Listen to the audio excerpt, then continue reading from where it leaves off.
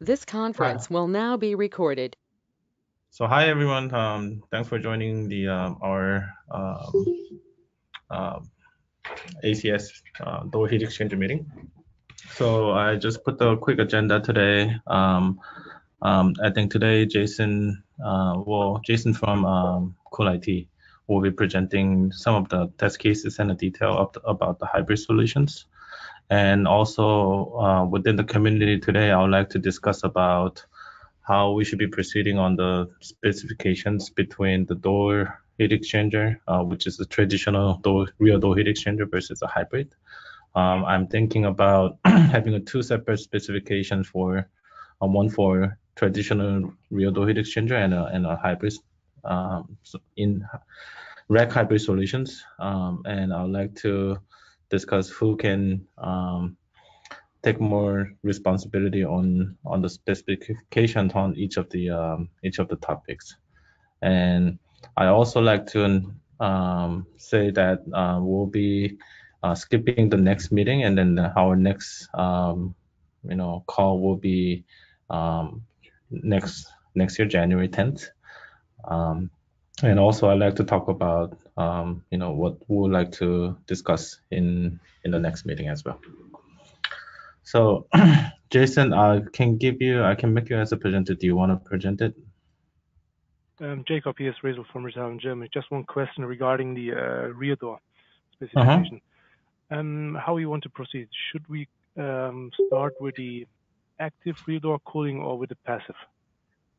So I think real heat exchanger can be specified both, terminology on active and passive, and Right. we can specify on, what's the, more focusing on an active. I think that's what, um, oh, yeah. So on I think we wanted to have a passive, right? So Mm-hmm. so All right. Thank you. we can just kind of focusing on that, but I think real heat exchanger specification can specify both, active and passive. That's my Yeah, thoughts. yeah, that's correct. Yeah. Okay. Um, Michael, do you know how I can give him the oh, here we go. Jason. So Jason, I just met you as a presenter. If you don't mind to share your slides.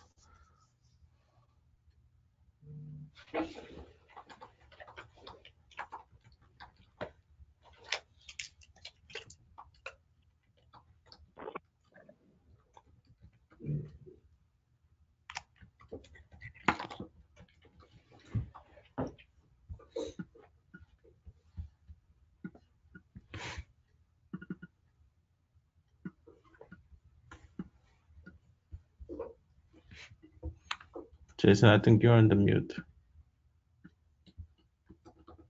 There we go. Thanks for that. Yeah, let me know. Can you guys see my presentation? Yes, I can see it. Okay, perfect. Okay, so I put this together quickly with a few of our members last week.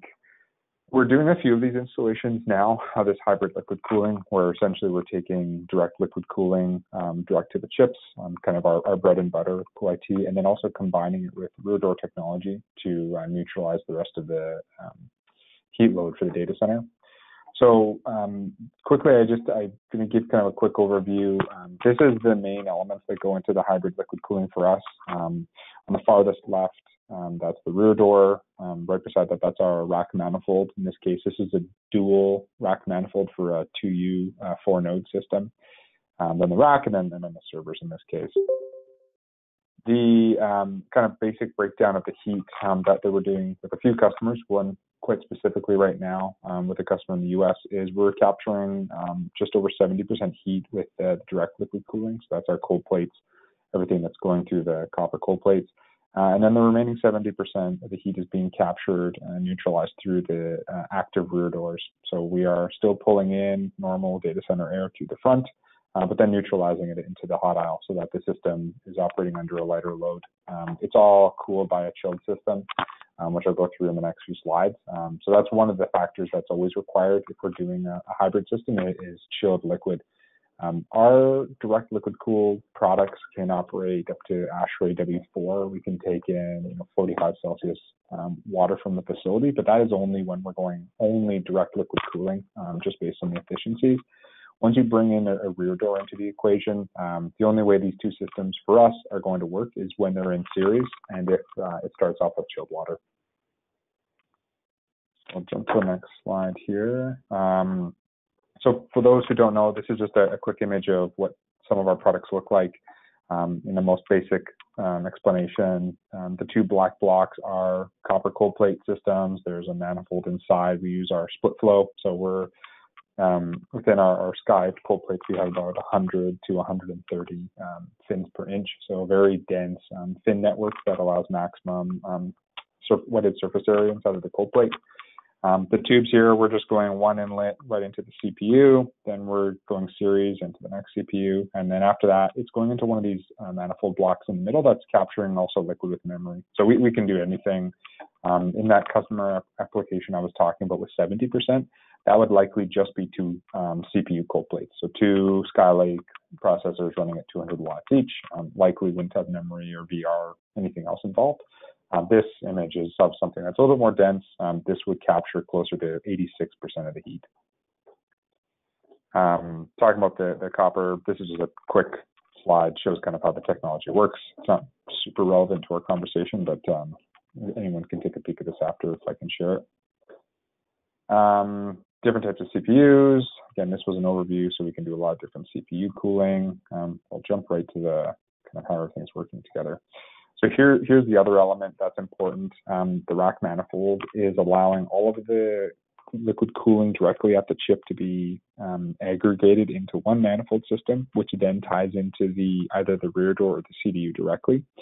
So in the case of what I'll present, we're taking the liquid from the CDU, driving it directly to the rear door, and then wastewater, essentially once the liquid has been heated up, we would then take that water directly into the manifold, which would then go into the CPU, and then the returning liquid would go back to the CDU. So for us, rack manifolds are always the key element that sit inside the rack.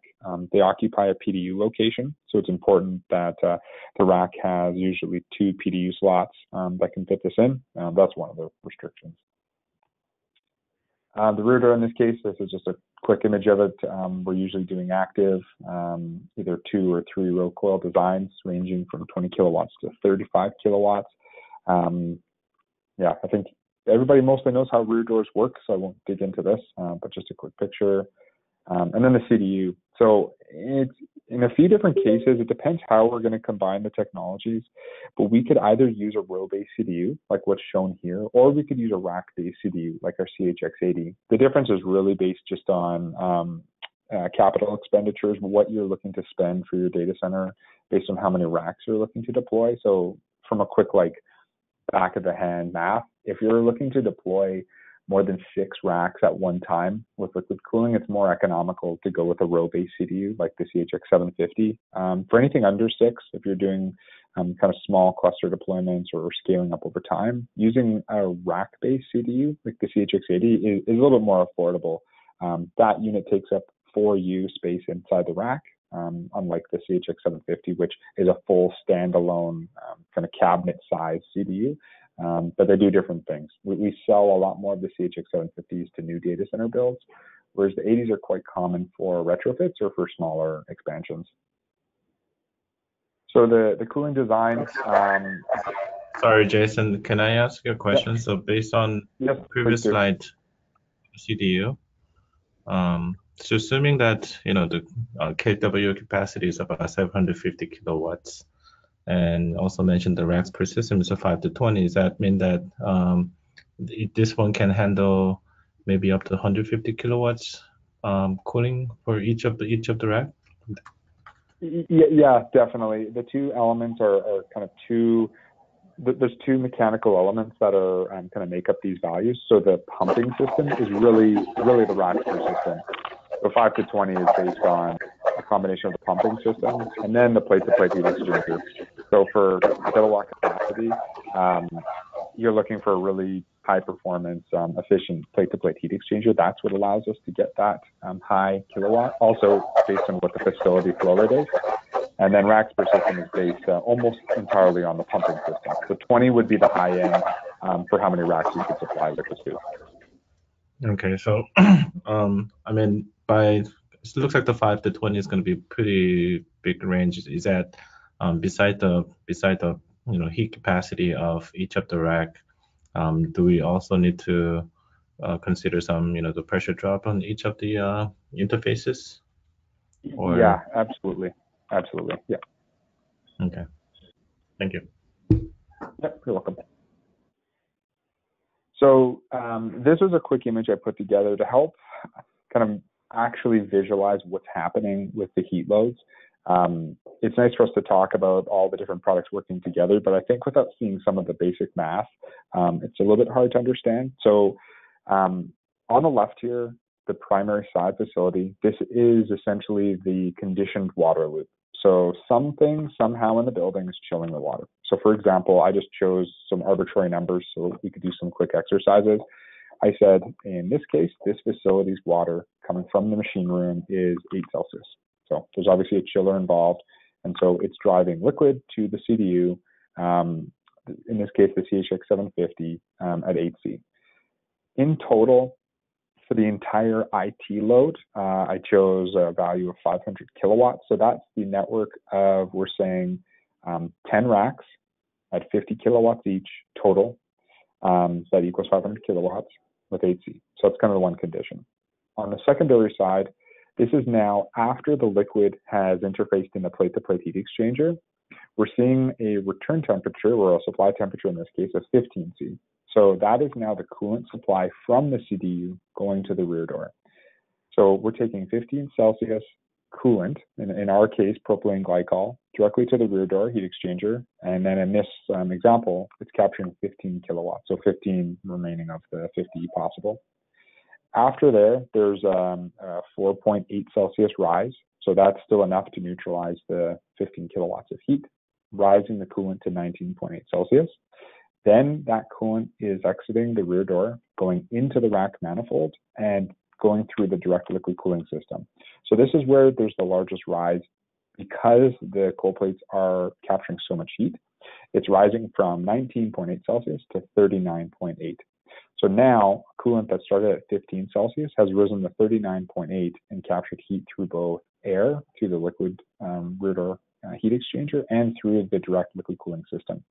Then that coolant at 39.8 goes back to the CDU and then drops down to 15 Celsius again because it's interacting with 8 Celsius coolant that's coming in from the facility. And then the plate-to-plate heat exchanger is quite large inside the CDU, so it can bring it right back down to 15C. So hopefully this provides a more tangible example of how we're doing hybrid cooling. Again, you still need chilled water, but the nice thing is it's contained within one loop. So we're not relying heavily on cracker cross systems. The load on the hot aisle is much lower. And overall, it's just a more kind of synergistic system where you're just providing one liquid line and capturing all the heat. I think that was the last slide. So yeah, please let me know if there's any questions or any other topics we could kind of dive into. Hey, Jason, quick question. It seems like the approach temperature on your CHX 750 is about 7 degrees, since you're going from 8 degrees C to 15 degrees C. That seems quite high for such a large CDU, right? Is that because of the propylene glycol mixture? Yeah, there's a few elements. The propylene glycol. The other impact on the approach temperature is the primary facility rate. So I think in this case, I actually didn't put that in the examples map, but I think I chose a pretty low primary flow rate. And so if you were to increase the facility liquid supplies flow rate, it would also decrease the approach temperature. Right. Okay. Yeah, that's a good question. I didn't put that in there, so that's unclear. But yeah, definitely there's a direct impact on primary flow rate. And then the propylene glycol has a little bit of impact on that. Not as much as if you were to use like a dielectric, but it should still be pretty low.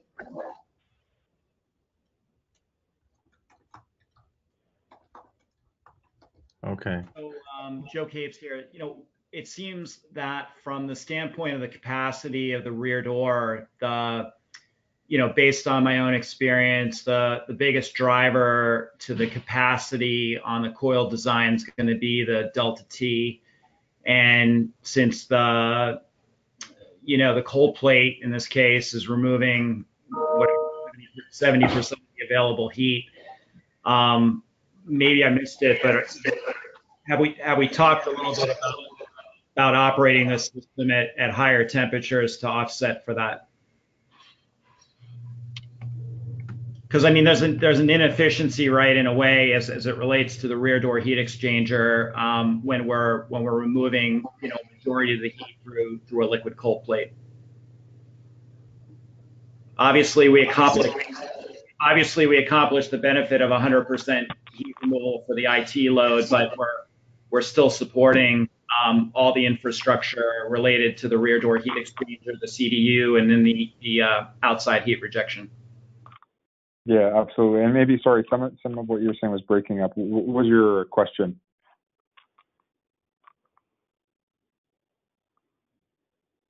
My question is around the. Yeah, go ahead. No, Joe, go ahead.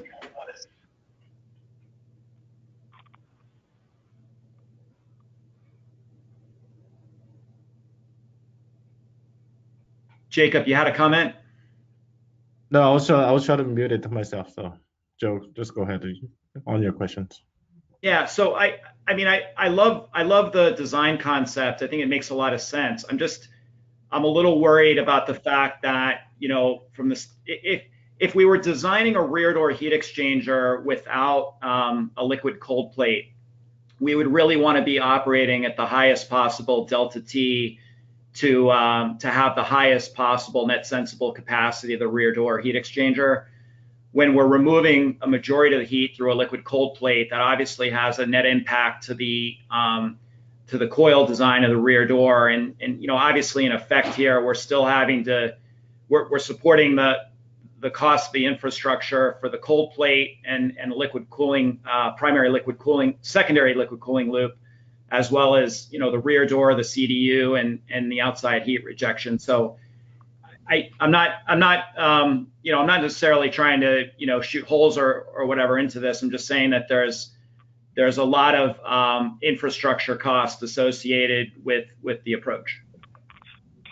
Yeah, so I'll be the first to say, kind of the elephant in the room, this is an expensive solution. You have now double the hardware that you might use if designing this from the ground up. Now, to be transparent, in many cases, if it's up to really cool IT, we're not trying to use rear doors really at all. We're trying to do an even higher density with the cold plates, capturing more and more. But in this case, it worked really well with our customer. There was a few conditions that worked. They already had a chilled supply. B, their room wasn't getting any larger, so they had to fit in more compute into an existing data center. And that really impacted the system. And then C, they didn't want to have any additional load onto their hot aisle. They were finding it was already struggling to keep up with the IT. So without using a rear door to neutralize it, even just the remaining 30%, they didn't think that the solution would work. So this was kind of a perfect storm of, they already had a few variables in play with the chilled lines, and they could almost in no way impact their other kind of compute structure. So I think, though, from a day one planning, this would not always be ideal, or you would go about the coil design in a different way. But in this case, just when I was talking with Jacob, I wanted to present that for this customer, it worked quite well. And so it was a combination of all the technologies, but it's definitely more expensive, combining the two types of technologies and requiring on chilled liquid.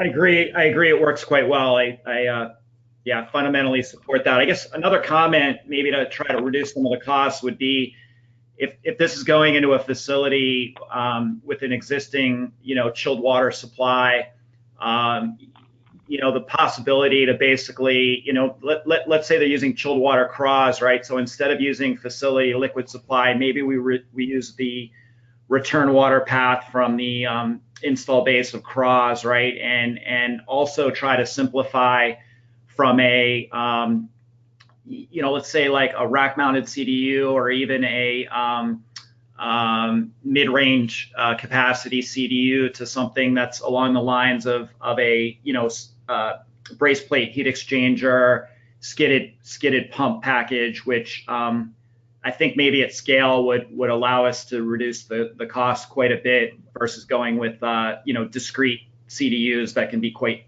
expensive. Yeah, that makes sense. Yeah, I really struggle sometimes with the idea of putting rack mounted CDUs or even 100 to 300 kilowatt CDUs in this model, because the overall cost of the if you just look at the middle part here and you look at the rear door heat exchanger along with the CDUs together, about 2/3 of the CapEx is going to be with the CDU.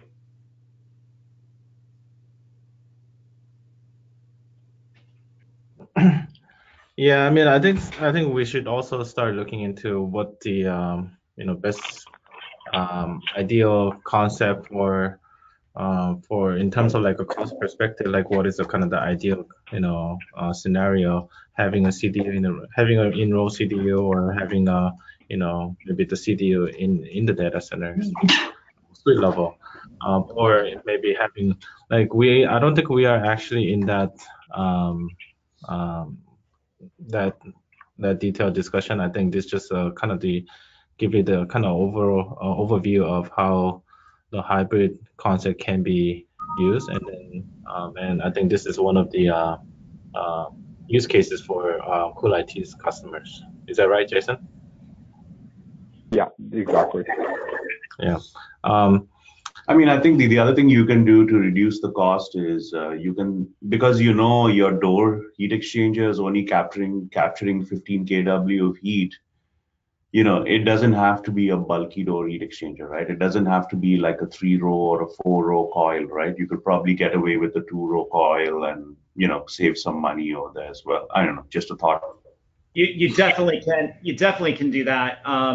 And in fact, I had done that when I was running things at CoolCentric or VET. So we essentially had 2 variants for rear door. One was kind of a light version for lower delta T. But yeah, I think I just want to emphasize, I think this approach is valid, and CoolIT has demonstrated it. So I don't think anybody would argue with that. I think we do, though, have to start looking at some aspects of cost scenarios to see whether this is really commercially viable at scale.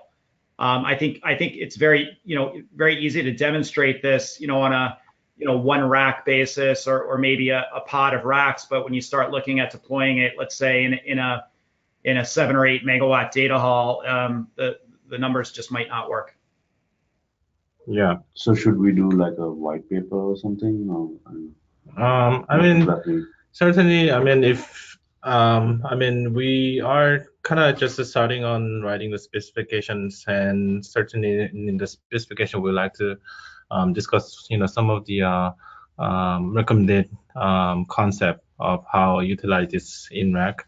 My current focus is more specifying on in a rack, all the components within the rack, and maybe we can talk about the CDU in part of the specification, and then maybe we can kind of talk about where we can have more optimizations within this concept.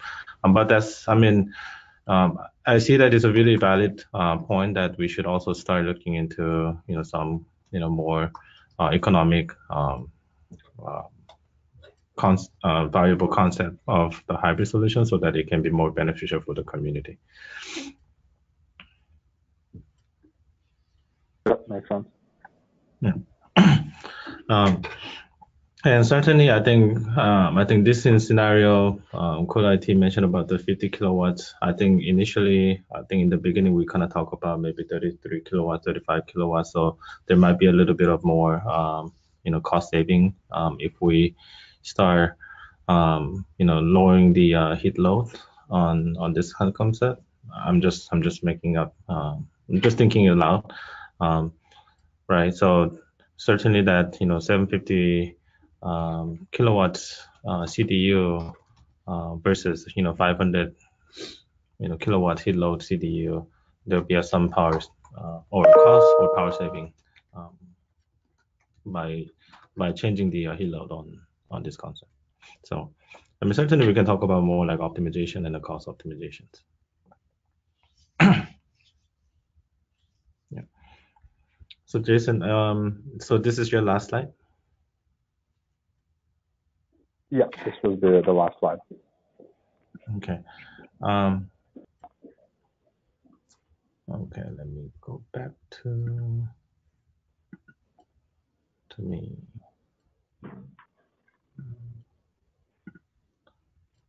So another topic I'd like to talk about is, as I said before, I'd like to hear from the community what you guys think about having two separate specifications, one for traditional real door heat exchanger, and another one is a hybrid rack liquid cooling solutions.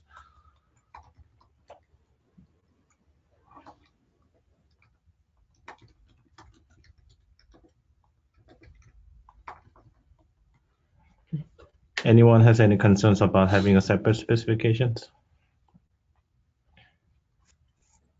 Why do you think you need a separate specification?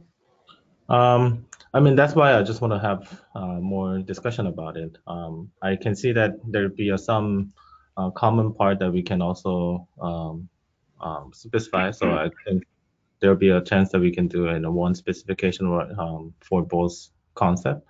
But at the same time, I'd like to avoid any confusions about two different concepts, because it seems to be these two are very distant. Jacob, are you saying passive versus active? I'm sorry, I missed. What would be the two works? More like a real or traditional heat exchanger, so that could be considered passive and active fan real door heat exchanger versus hybrid solution that with the cold plate solutions. Yeah, the main difference between active and passive is that on the active side are fans installed, and on the passive side there are no fans on the door or in the rack. Yeah, no, I'm intimately familiar with that. I don't personally really see the need for separate work streams. I mean, I think that you can, at the end of the day, the battleground between active and passive rear doors is on whether or not you believe that the added pressure drop of the coil is affecting the IT fan speeds and causing the IT fans to speed up and inherently become less efficient from the IT perspective. And I think there's some white papers that have been done on that, but I think from a standards perspective, I don't think we need to blur the lines of whether you're using an active or a passive rear door in this scenario. I think either can work. Yeah, I agree. I don't know if the hybrid as a solution needs to be defined explicitly. I think it's more of a discussion between active versus passive in this case. I think if you have a normally operating rear door that's active, I don't think it will matter in this case as to what we're trying to define, if it's tied to a hybrid system or not. Yeah, but at the same time, I'm trying to use more like what's the kind of industry term for passive rear door and an active rear door versus the cold plate hybrid solutions. So I feel like there's a lot of there might be a little bit confusions if we don't use the right terminology to define each of the concepts. So I don't think a rear door heat exchanger is a I mean back in the day I would have called it a liquid cooling solution 12 years ago, but the reality is it's still an air cooled solution, so it's a close coupled form factor. So I think from the standpoint of the hybrid design with rear door, that's one approach. But to me, a rear door, whether it's active or passive, it's not really a liquid cooling solution. It's a close coupled cooling solution. Okay. Okay.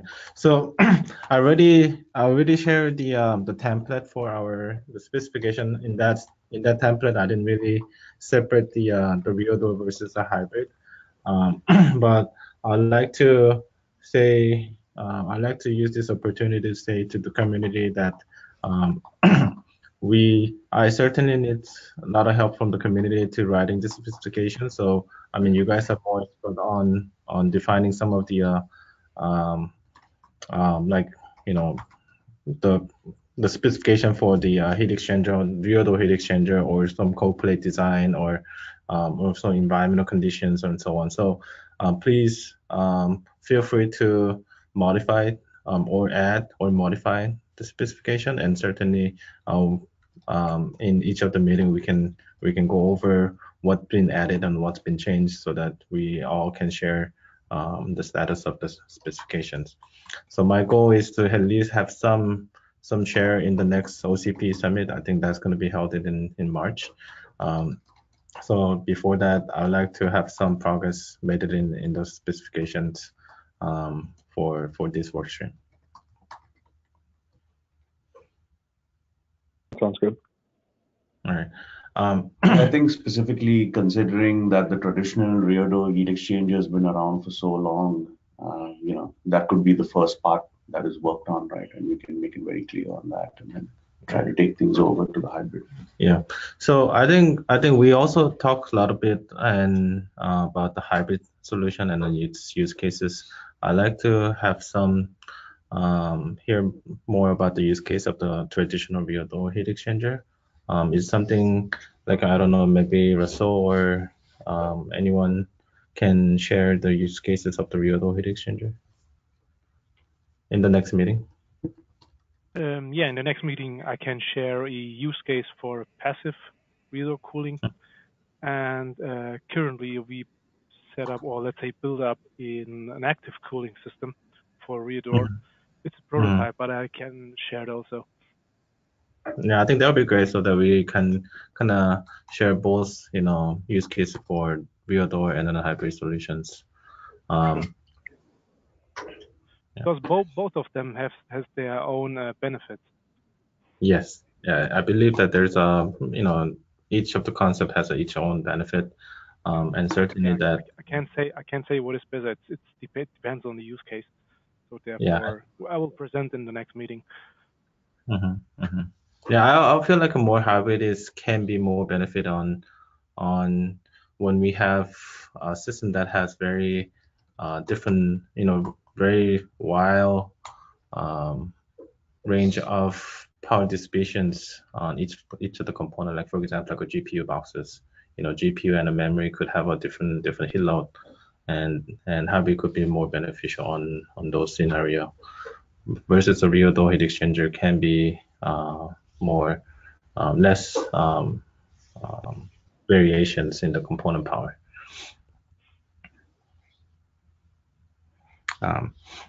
So I think our next meeting, I'll just I think I got the kind of two topics for the next meeting. One is to like maybe Russell can share the use cases for the rear door heat exchanger, and then also we can review some initial specifications that we all gonna working on writing it in the OCP template. So maybe we can start to review their specifications. Any other topic you guys wanna add on for the next meeting? Hello, it's Mustafa from Cool DC. May I add just one point? Why we don't put the rear door heat exchanger on the primary loop just before the CHX? I think it adds more pressure drop to the rear door, to the secondary loop, where a lot of pressure drop occurs due to the what's called the cold plate pressure drop in the secondary loop.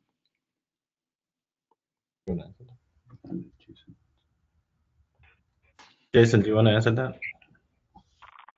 Sure. So kind of with our experience with that, especially with the CHX 750 tied in, the flow and pressure required for the 750, so say we're talking about 500 liters per minute, that would be more than what some of the rear doors would be able to handle, especially if we were tying in the network from primary or from the facility directly to, say, 10 racks, all going to rear doors first. Then to have all of that liquid going into the CDUs might be more than it can handle. So it could be done, but it's really based on the configuration of the rack and what the cluster is going to look like. Yeah, that's right. But for the passive rear door, it will be a lot better because it will receive lower inlet temperature, and then it will increase the the heat dissipated by the air side of the surface. Correct. Yeah, and in this case, I only illustrated what it would look like with an active rear door. Sorry. In the case that I demonstrated, it was just with an active rear door. That was the main conversation right, okay. that we're bringing up. Yeah. All right. Thank you. Okay, so kind of going back to the topic for the next meeting. Anyone would like to add on any topics?